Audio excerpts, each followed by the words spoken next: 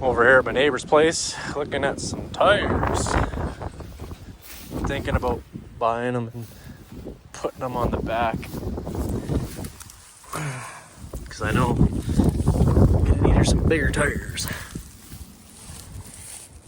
It's got a hub, but I don't know how the hub is held on. I stopped recording there, but he said there's 2 more tires somewhere in a tree row. A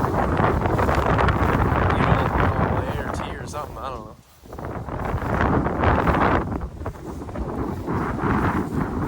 Not sure where these other tires would be.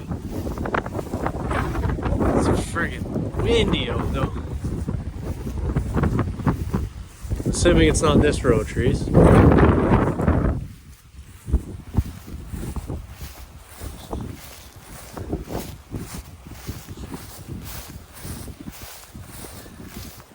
Because he said he has those 2 tires and hubs, and then 2 other ones, and the hubs are in the barn.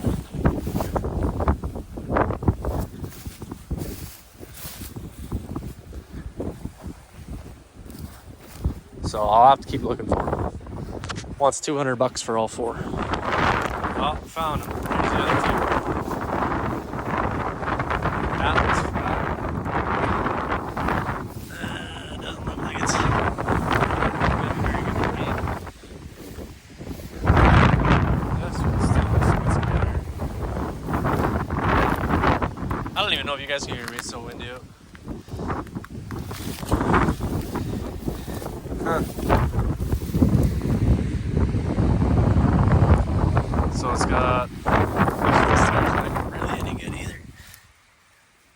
That side's not nearly as bad. It hasn't been into the sun.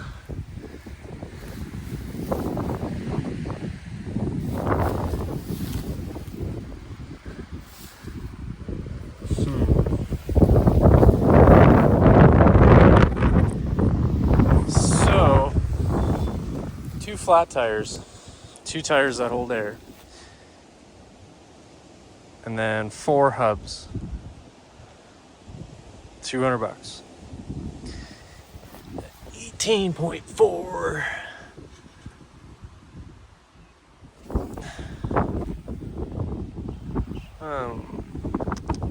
I should probably flip it over, see how these hubs are mounted. If I can figure something out how to put them on. So I figured out why it went flat. They broke the valve stem.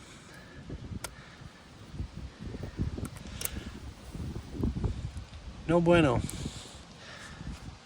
But the tire doesn't look, it's got that cut on the outside right here, but down to the cords, which sucks. Here's how they're mounted. A little bit of play in the hubs. There's how they're mounted though. So they must run a bolt through it or something. I'm not 100% sure.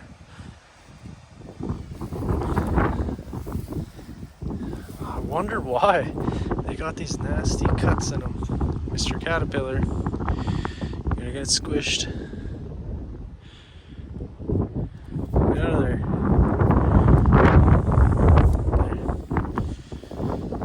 But yeah, I wonder why they got those nasty cuts. Oh, that's the fusion. Retreads or something. Crazy. Yeah, $200 for all 4 of them. So I figured out that those tires would be too big.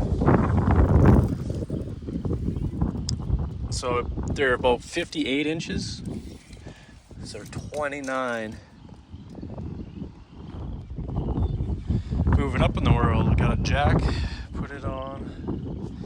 I dropped the pin for the hitch, so it's more so in line with that, but now you can take it out without any tools and move it to set your ride height, how high your hitch is.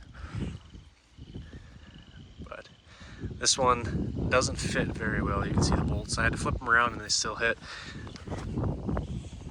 And I managed to get these cross braces welded on. Not my best work, but they're on.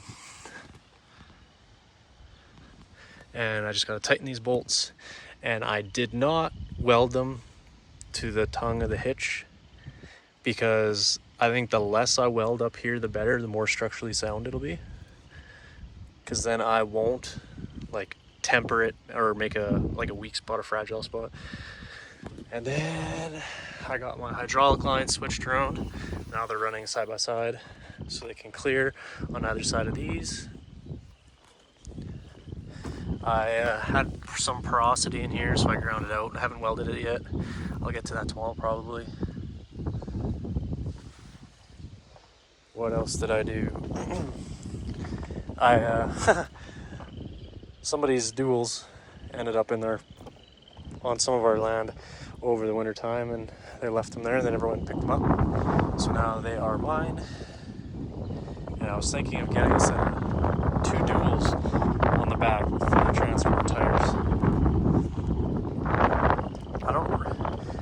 I would like it if I could put them farther, like just make them in line, but I don't want them to stick out past the bolts.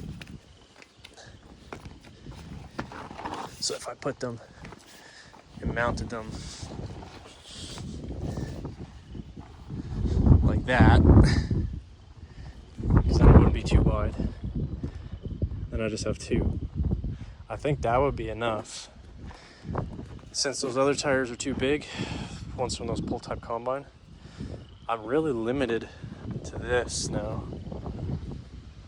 I mean, worst comes to worst, I just take the plasma cutter, torch these off right there, leave these welds. I managed to get them to weld without cracking. Heated the crap out of it with a torch, you can see.